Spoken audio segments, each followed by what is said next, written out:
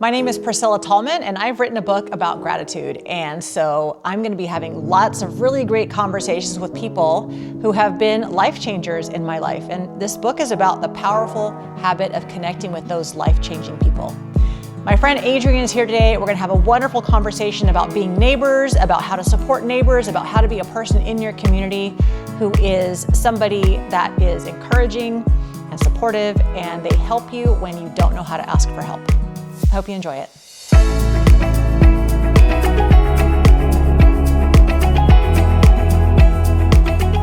Adrienne Nunez is our very first neighbor that we ever had in Arizona when we first moved here. Rich and I had been married for 3 years, and we thought we had everything together.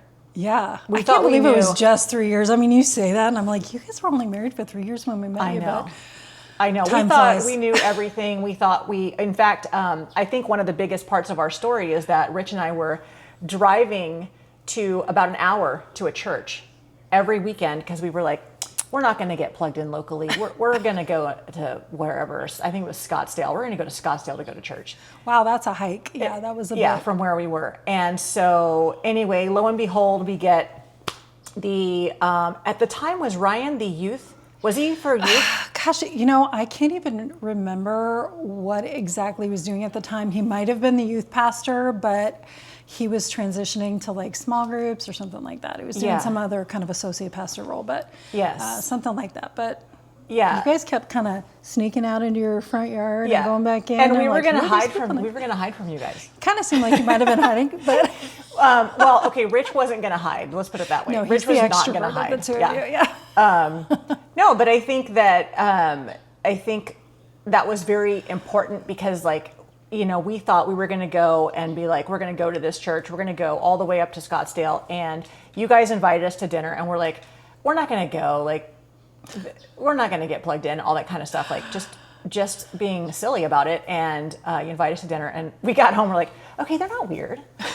We're irresistible. Yeah. But you guys invited us over for dinner. You had, I believe, only 2 kids. Did you have Isaac yet? We just had the 2 older ones. Yeah. He was a couple of years old, so I think he was like 2 or 3. And I was pregnant. Yeah. Okay. So he would have been like 3. Yeah. And so we didn't know you were pregnant at first. Yeah. And then it came out. Well, and thinking we knew how to do everything with no kid, and thinking we had it all together. I think that's important to always say, is that we thought we knew what we were doing. And I think that is probably for our friendship and for you guys being neighbors was the biggest thing, is that when everything sort of fell apart and we didn't know what to do, we had neighbors who, maybe you didn't have all the answers, but you were available, you were there. I think the biggest piece of this is from when I had postpartum depression, and I just was like, what is happening? It was my heart went out to you because I could see it happening right before our eyes. And I think just God placed it on my heart that this moment I needed to just make myself available. I didn't know what that looked like because I didn't know what access you wanted to grant, because you really were in control of that. But I just needed to be present and offer. Yes. What can I do for this friend that I've just made that is just really going through it? And it was good that you let me come in and do what you did let me do, but it was hard to watch at the beginning. So yeah. Well, you have a natural, your background is in nursing, and so you have a natural sort of ability to sense when something is off, but also just that caring component of serving and not worrying about getting in somebody's bubble and continuing to ask, because we might not always ask. Right. That's the hardest thing, is you're always wondering, am I crossing a line here? Because people have private space, private lives that you want to respect. But I always also felt like at that point, we were friends. Yeah. And I felt like my friend was hurting, and I needed to help my friend. Yes. And this was a relatively new friendship for us, but I was like, man, she needs somebody who has eyes on her to at least step forward and just extend a hand, whatever that looks like. And so that's kind of where I was at. I just felt like this real burden for that. I was like, oh, I gotta just see what she needs. Yeah. Didn't know what it was. Yeah. Because I couldn't fix what you were walking through. I couldn't fix that. But well, the biggest thing was because of your persistence, and because of that knowing, I was never going to ask for help. Yeah. And I think that is so cool because of the persistence, I then was like, what is the harm in asking for help? And then I think your asks got more frequent so that I was able to then learn how to ask on my own. I think it was really a teaching from you. Well, honestly, you were such a strong woman, and always have been.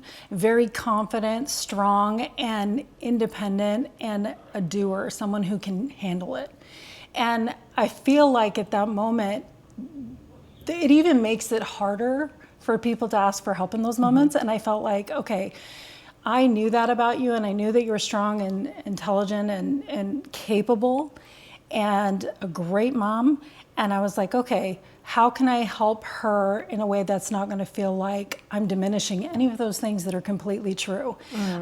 Because everybody, no matter how confident and strong you are, has those moments that we just need a tribe. We need a community around us that can help us. Yes. And that's the way we're created to be, is to have people around us that can just link arms with us and move forward. So how do I do that? And I didn't know the answer to that either. I just was like, okay, this is what we're going to do. We're just going to get in there and be the neighbor. Yes, I think that it's interesting because I know Ryan has had messages and sermons about being a good neighbor. And I just think that is something that is really intrinsically you guys. Like, you guys are the good neighbors. You guys, I mean, I think we don't have a house next door anymore. No. But I know that you had had neighbors, and I think you're just as good to those people.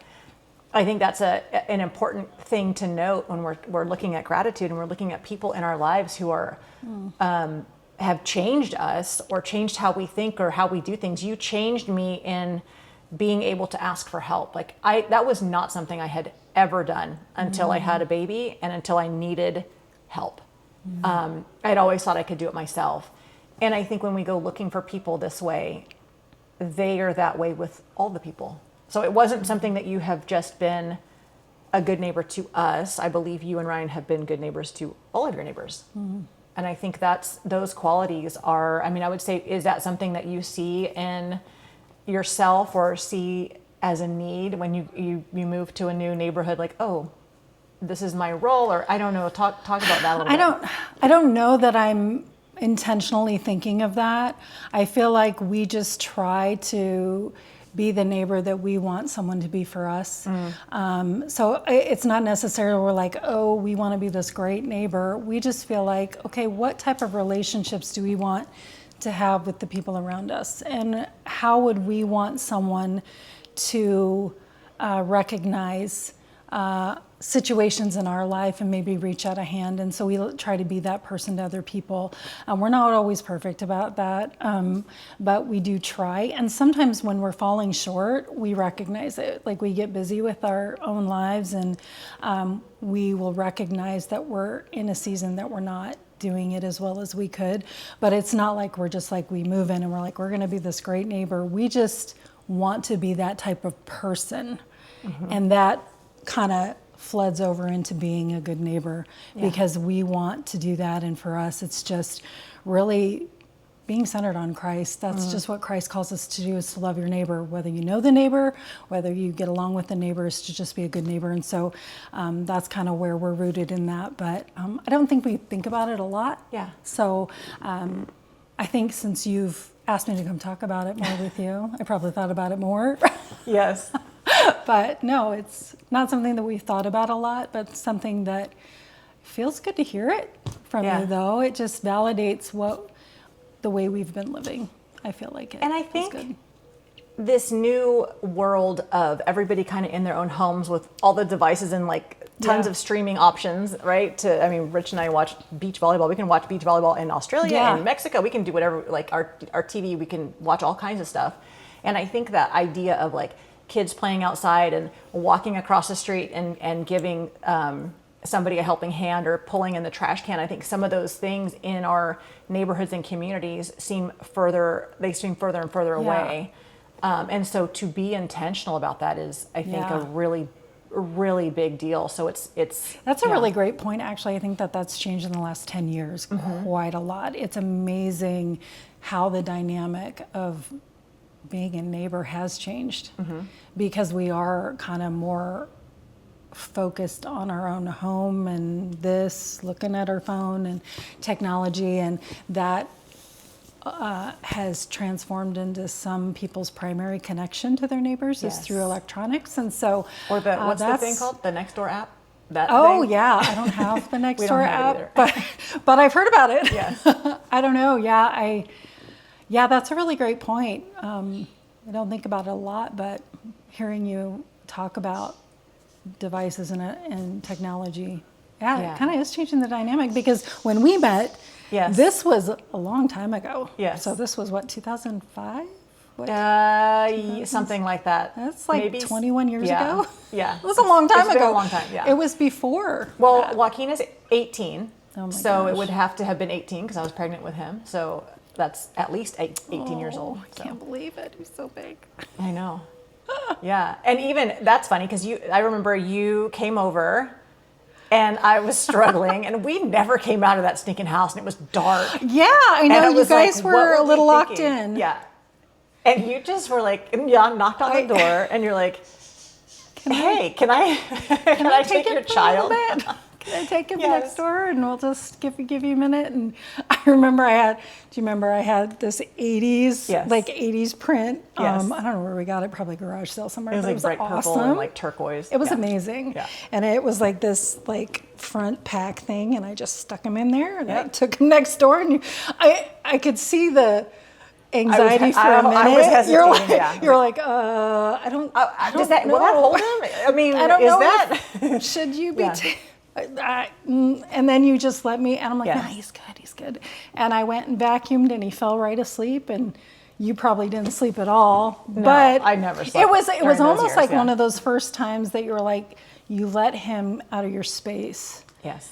And I was like, not very far away. I was just right next door. And I'm like, hey, whenever you're ready for him, you can come right back over and get him, or call me and I'll bring him over or whatever. And it worked out good, though. It was good. It did. And I think, too, it's funny because, like, when you have, like, your own kid, like, you're not going to, I mean, you might. I didn't, like, vacuum some, because he was very much had some sensory things going on. And it was like, how did he fall asleep with you to the vacuum? Because, like, that never happens for us. Like, he's constantly, like, up.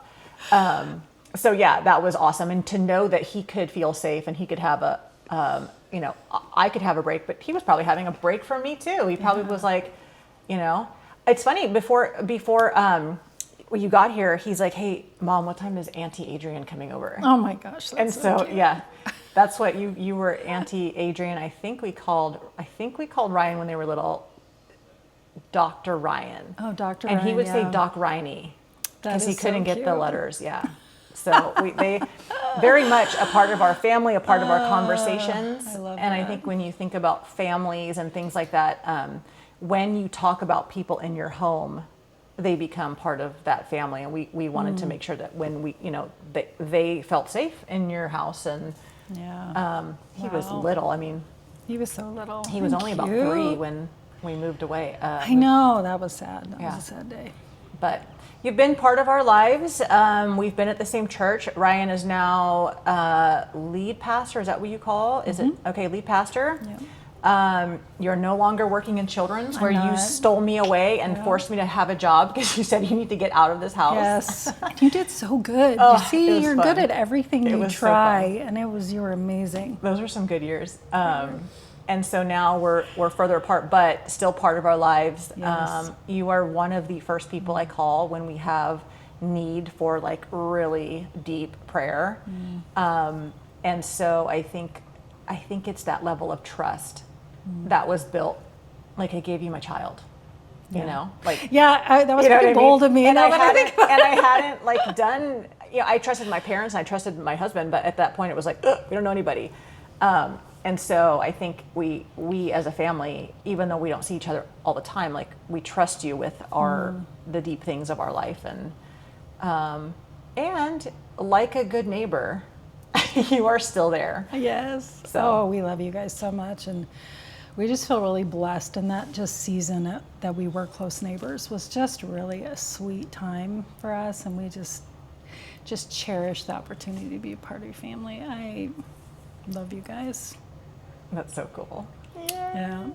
I would want to ask, so this whole project is about sharing gratitude with other people and kind of like we're doing here, and not just thinking about it and being like, oh, that was a really neat season in my life. Huh, Yeah. cool.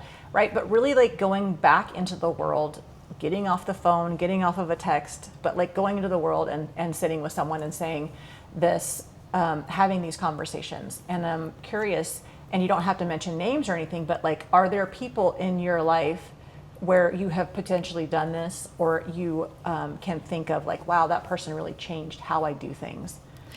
You know, there are a lot of people in my life that have impacted me that I am so grateful. There are a few times that I've actually had the opportunity to go back and thank them. There is one in particular, and I think I've shared this one with you before, but when I was a child, I had kind of probably a chaotic childhood is how I would describe it. My parents split when I was 7 years old, and it was a pretty traumatic time for me. And during that season, my parents had actually sent me out of state with my siblings up to family in another state.